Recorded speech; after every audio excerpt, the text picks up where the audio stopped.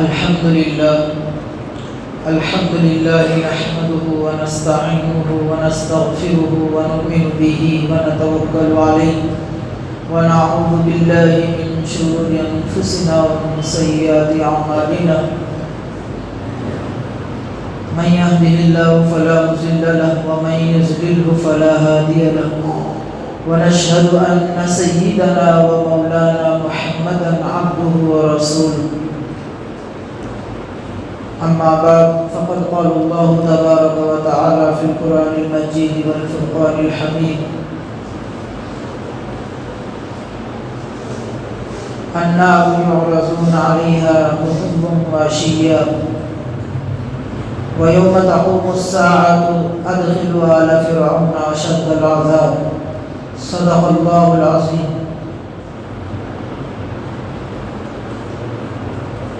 محترم بزرگان دین،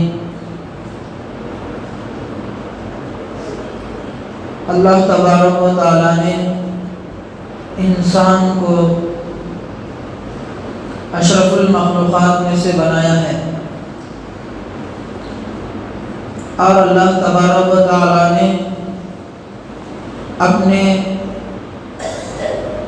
علم کے مطابق ایک نظام بنایا ہے، اور اللہ نے انسانوں کو اس دنیا میں مختصر مدت کے لیے بھیجا ہے۔ اصل زندگی جو ہے وہ آخرت کی زندگی ہے۔ اس دنیا میں بہت مختصر وقت کے لیے اللہ نے انسان کو یہاں مبعوث فرمایا۔ ان میں بعض قوموں کی عمر بہت زیادہ تھی، جیسے ہم سے پہلے انبیاء گزرے ہیں۔ نوح علیہ السلام کے بارے میں آتا ہے کہ 950 سال تک انہوں نے اپنی قوم میں تبلیغ کی، لوگوں کو اللہ کی طرف بلایا، اور اسی طرح دیگر قوموں کی عمریں بہت لمبی ہوا کرتی تھی۔ حضرت محمد صلی اللہ علیہ وسلم اور آپ صلی اللہ علیہ وسلم کی امت کو اللہ نے اور بھی مختصر مدت دی۔ خود نبی صلی اللہ علیہ وسلم اس دنیا سے 63 سال کی عمر میں پردہ فرما گئے۔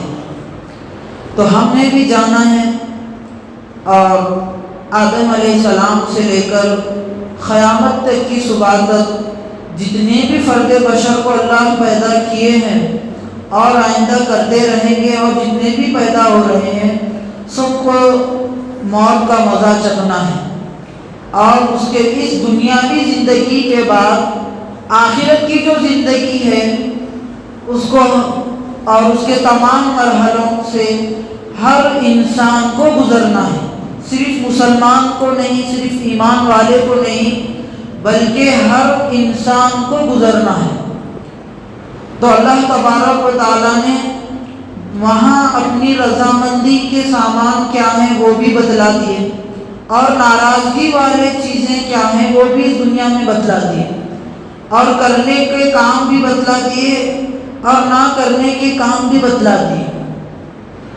تو اللہ تبارک و تعالیٰ نے جو نظام بنایا ہے، انسان اس دنیا میں پیدا ہوگا اور اپنی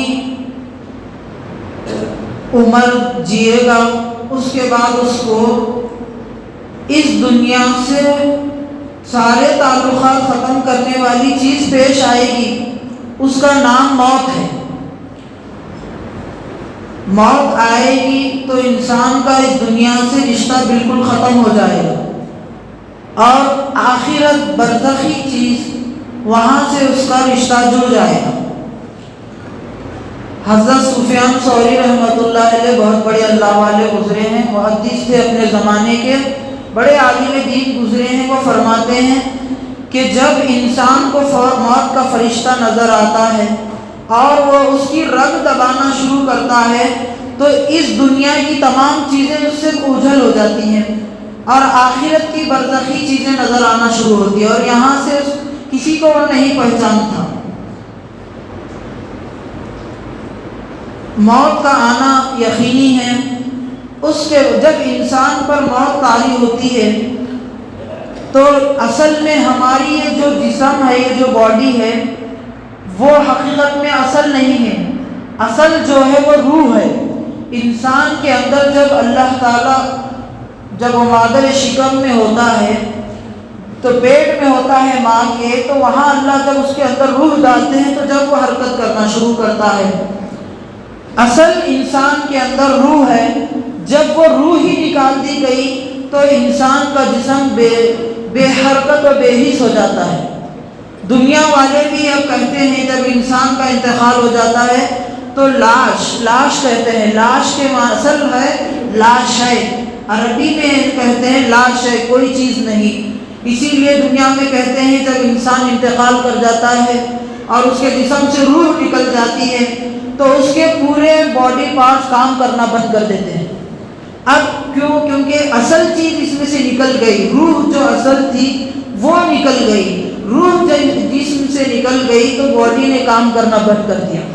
تو اصل چیز وہ روح ہے. جب انسان کو فرشتے موت کے وقت نظر آنا شروع ہوتے ہیں تو بالکل اس کو یا تو وہ انسان دو طرح کا ہوگا، نیک ہوگا یا پھر ایمان لانے والا ہوگا یا کافر ہوگا. اس کے حساب سے اسے فرشتے نظر آتے ہیں. جب اس کی روح کھینچ لی جاتی ہے اور تو اس کو اس بعض کتابوں میں لکھا ہے کہ اس کی آنکھیں جو بعض میت کی آنکھیں کھلی کی کھلی رہ جاتی ہیں. وہ اس لیے کیونکہ اس کی روح کو جب فرشتے نکال کر لے جاتے ہیں تو وہ اسی کی طرف تکتا ہوا رہ جاتا ہے. اسی لیے جب کسی کا انتقال ہو جائے تو اس کی آنکھوں کو بند کرنے کا حکم ہے. آنکھیں اگر کھلی ہو پھر اس کی تھوڑی جبڑوں کو رسی سے بند کر دیا جائے اور اس کو بالکل سیدھا کر دیا جائے کیونکہ اصل روح اس کے پاس سے نکل گئی. اور اس کے بعد کے مرحلے پیش آتے ہیں. اور جب انسان کو نبی نے فرمایا جب کسی کا انتقال ہو جائے تو نبی کا حکم یہ ہے کہ جلدی سے اسے کفناؤ، کفن تجہیز و تکفین کرو، کفن دو، غسل دو اور جلدی سے اسے قبر تک لے جاؤ اس کی آرام گاہ. اگر یہ نیک ہے تو اس کی اپنی اچھی منزل کی طرف جا رہا ہے. اگر گناہ گار ہے تو پھر تم کیوں اس کو اپنے پاس روکے رکھے ہوئے ہو. تو انسان کو جب قبر میں رکھ دیا جاتا ہے، قبر کے اندر یہ جب آخرت سے پہلے جب قیامت قائم ہوگی اس سے پہلے اور یہاں مرنے کے بعد ایک حیات ہے، اسے برزخی حیات کہتے ہیں. برزخ کے معنی آڑ. تو قبر کی جو زندگی ہے وہ اصل میں برزخی زندگی ہے. کئی پڑھے لکھے لوگ تشویش میں ہیں، اشکال آ رہا ہے ان کو کہ آپ کہتے ہیں قبر میں عذاب ہوگا، اگر نیک ہوگا تو قبر میں اس کو ثواب ملے گا، جنت کا دروازہ کھول دیا جائے گا تو قبر میں ہوگا. اب ان لوگوں کو یہ اشکال پیش آیا. بعض غیر مسلم بھی ہیں کہ بعض لوگ ڈوب کر مر جاتے ہیں، بعض لوگ جل کر مرتے ہیں اور بعض لوگ دیگر موقعوں پر ان کا انتقال ہوتا ہے، ایکسیڈنٹ میں کسی کی موت آتی ہے، بعض کی باڈی بالکل جل کر راکھ ہو جاتی ہے، بعض ڈوب کر مر جاتے ہیں، لاشیں بھی نہیں ملتی. تو علماء نے فرمایا کہ یہ برزخ معنی صرف وہ قبر کا بڑا نہیں مراد ہے. جیسے ہی موت طاری ہو گئی، روح نکل گئی، برزخی حالات شروع ہوتے ہیں. چاہے وہ انسان مردہ ڈوب کر مرا ہو، جل کر مرا ہو یا کسی ایکسیڈنٹ میں مرا ہو، وہیں سے اس کے برزخی حالات شروع ہوتے ہیں. وہیں پر اس کے حساب و کتاب شروع ہوگا. نیک ہوگا تو عذاب دیا، جنت کا دروازہ کھول دیا جائے گا، برا ہوگا تو عذاب شروع ہو جائے. تو یہ برزخی زندگی برحق ہے. ایک مرتبہ اما جان عائشہ صدیقہ رضی اللہ عنہا کے پاس ایک عورت آئی اور قبر کے عذاب کے بارے میں سوال کیا. تھوڑی دیر عائشہ صدیقہ رضی اللہ عنہا کے پاس اس کے بعد نبی صلی اللہ علیہ وسلم تشریف لائے تو آپ صلی اللہ علیہ وسلم نے فرمایا عذاب القبر حق، قبر کا عذاب برحق ہے. قبر کا عذاب ہونا طے ہے. یا تو عذاب ہوگا یا تو ثواب ملے گا اور جنت کا گڑھا بنے گا. ایک مرتبہ نبی صلی اللہ علیہ وسلم ایک صحابی کے جنازے میں تشریف لے گئے. قبرستان میں سب بیٹھے ہوئے تھے. ابھی خبر کی تیاری میں کچھ دیر تھی تو نبی صلی اللہ علیہ وسلم ایک سائڈ میں بیٹھ گئے اور آپ کے پاس صحابہ بھی بیٹھ گئے۔ اس وقت نبی صلی اللہ علیہ وسلم کے پاس ایک لکڑی تھی جسے آپ صلی اللہ علیہ وسلم زمین سے کھرید رہے تھے، جیسے کوئی غم زدہ شخص غم میں ہے اور کچھ لکڑی سے کھریدتا ہے، تو نبی بھی کھرید رہے تھے۔ پھر اپنا سر اٹھایا، خبر کے عذاب سے اللہ کی پناہ مانگو، خبر کے عذاب سے اللہ کی پناہ مانگو، خبر کے عذاب سے اللہ کی پناہ مانگو، 3 مرتبہ فرمایا۔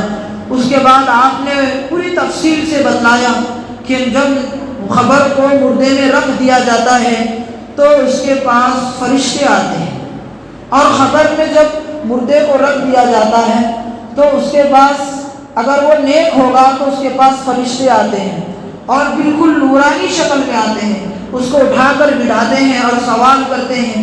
یہ خبر کے 3 سوالات ہیں۔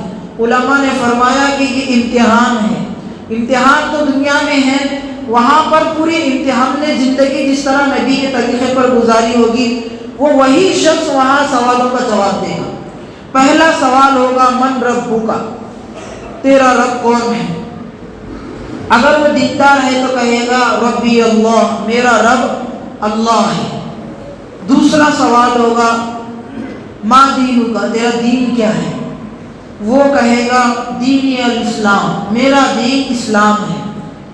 پھر نبی صلی اللہ علیہ وسلم کی صورت مبارکہ کو اور نبی صلی اللہ علیہ وسلم کے بارے میں پوچھ کر اس کی صحیح کیفیت تو نہیں ملی، لیکن نبی کے بارے میں پوچھا جائے گا اور نبی کی صورت مبارکہ بتائی جائے گی اور پوچھا جائے گا اس شخص کے متعلق تیری کیا رائے ہے؟ تو وہ کہے گا ہوا رسول اللہ، وہ اللہ کے رسول ہیں۔ تو وہ پھر سوال ہوگا کہ تو کیا کہتا ہے؟ تو وہ کہے گا قرآن کے بارے میں اس کی تصدیق کرتا ہوں، نبی صلی اللہ علیہ وسلم کی تصدیق کرتا ہوں۔ تو ندا آئے گی میرے بندے نے سچ کہا، اب اس کے لیے ہمیشہ کے لیے جنت کا بستر بچھا دو۔ لہذا اس کی خبر میں جنت کی کھڑکی کھول دی جائے گی اور اس کو بعض روایات میں آتا ہے جہنم کا ٹھکانہ بتایا جائے گا، یہ اگر تو بد ہوتا، برے اعمال کرتا تو یہ ٹھکانہ تیرے لیے تیار تھا، اللہ نے اس ٹھکانے کو بدل کر جنت میں تیرا یہ ٹھکانہ کر دیا، اب قیامت تک کے لیے تو سوتا رہو۔ روایات میں آتا ہے فرشتے کہیں گے نم کنومۃ العروس، سو جا، ایسے سو جا جیسے نئی نویلی دلہن سوتی ہے، لا یوقظہ الا احب الیہ اہلہ، اس کا وہی شخص جو اس کے اہل میں سب سے زیادہ پسندیدہ ہوگا، یعنی اس کا شوہر ہی جگاتا ہے، اسی طرح تو پہلی رات کی دلہن جیسے سوتی ہے ویسے آرام سے سو جائے، اور اس کے لیے جنت میں خبر میں جنت کی کھڑکی کھول دی جائے گی، وہاں سے خوشبوئیں آتی رہیں گی، ٹھنڈی ہوائیں آتی رہیں گی، یہ اس کے ساتھ معاملہ کیا جائے گا۔ پھر وہ دیکھے گا ایک خوبصورت اور روشن چہرے والا شخص اس کے پاس آئے گا، وہ کہے گا اور وہ آ کر سرہانے پر کھڑا ہوگا خبر میں مردے کی اور کہے گا میں تیری نماز ہوں، میں تیری نماز ہوں، اور دائیں جانب سیدھے طرف ایک شخص اسی طرح آ کر کھڑا ہوگا، وہ کہے گا میں تیری زکوٰۃ ہوں، اور بائیں جانب ایک شخص آ کر کھڑا ہوگا، وہ کہے گا میں تیرا روزہ ہوں، اور اسی طرح سے حسن اخلاق، لوگوں کے ساتھ اچھے معاملات تھے، اچھے انداز میں ملتا ہوگا اور لوگوں کے ساتھ ان کی برائی نہیں کرتا ہوگا، اچھے انداز میں وہ پیروں کے قریب آ کر کھڑا ہوگا۔ اب جب عذاب آنے والا ہوگا، سر کے پاس آئے گا تو نماز کہے گی یہاں سے میں تیرا راستہ نہیں، کیونکہ مجھے اچھی طرح سے ادا کرتا تھا۔ دائیں جانب سے عذاب آنے کی کوشش کرے گا تو اس کو وہاں سے نماز زکوٰۃ روک دے گی، بائیں جانب سے آنے کی کوشش کرے گا تو روزہ روک دے گا، حسن اخلاق چاروں سمت سے مردے اچھے اعمال اس کو روک دیں گے اور عذاب خبر نہیں ہوگا۔ پھر حکم ہوگا کہ اس کی خبر کو اس کی نگاہوں تک پھیلا دو۔ بعض روایات میں آتا ہے کہ اگر نیک مردے کی خبر کو 70 ہاتھ چوڑی 70 ہاتھ لمبی تک کر دیا جاتا ہے، نیک ہوگا تو یہ نیک مسلمان اور نیک انسان کے ساتھ خبر میں اعمال ہوں گے، اور خبر میں عذاب بھی ہوگا۔ جس طرح نیک آدمی کو، نیک مردے کو خبر میں اس طرح معاملہ کیا گیا کہ اس کے خبر کو جنت کے گڑھوں میں سے گڑھا بنا دیا گیا، اسی طرح برے کو بھی عذاب ہوگا۔ حضرت عثمان غنی رضی اللہ تعالیٰ عنہ تیسرے خلیفہ ہیں اور نبی کے داماد ہیں. 2 بیٹیاں آپ نے اپنے عثمان غنی رضی اللہ عنہ کو دی, جنت کی خوشخبری سنائی. اس کے باوجود خبر پہ جب کسی جاتے تو روتے, اتنا روتے کہ ان کی داڑھی مبارک بھیگ جاتی. کسی نے کہا جنت کا تذکرہ ہوتا ہے, جہنم کا تذکرہ ہوتا ہے, جہنم کے عذابات آپ کے سامنے آتے ہیں, آپ اتنا نہیں روتے, خبر کے پاس کھڑے ہو کر روتے. انہوں نے فرمایا خبر آخرت کی منزلوں میں سے سب سے پہلی منزل ہے, جو خبر میں کامیاب ہو گیا وہ باقی کی منزلیں میں بھی کامیاب ہو جائے گا, اور جو خبر میں ناکام ہوا وہ آخرت کی باقی منزلوں میں بھی ناکام ہوتا چلا جائے گا. خود نبی صلی اللہ علیہ وسلم یہ حدیث بیان کرنے کے بعد اما جان عائشہ صدیقہ رضی اللہ تعالیٰ عنہا فرماتی ہیں ہر نماز میں نبی یہ دعا مانگا کرتے تھے, اللہم انی اعوذ بک من فتنۃ عذاب القبر. ہر نماز میں عذاب قبر سے نبی پناہ مانگتے تھے. تو ہم کو چاہیے کہ ہم اس دعا کا اہتمام کریں, اللہم انی اعوذ بک من فتنۃ عذاب القبر ومن فتنۃ المحیا والممات ومن فتنۃ مسیح الدجال. عذاب قبر کے فتنے سے اللہ ہماری حفاظت فرمائیے, اور مرنے اور جینے کے فتنے سے ہماری حفاظت فرمائیے, اور دجال کے فتنے سے ہماری حفاظت فرمائیے. اور ایک بعض روایات میں آتا ہے جو خبر کے فتنوں سے محفوظ رہنا چاہتا ہے, بہت سے اعمال ہیں, ان میں ایک یہ ہے سونے سے پہلے سورہ ملک تبارک الذی اور الف لام میم سجدہ پڑھ کر روزانہ جس کا یہ معمول رہے گا, خبر کے فتنے سے, خبر کے عذاب سے وہ محفوظ رہے گا. اللہ تعالیٰ سے دعا ہے کہ اللہ تعالیٰ ہم سب کو کہنے سننے سے زیادہ عمل کی توفیق عطا فرمائے.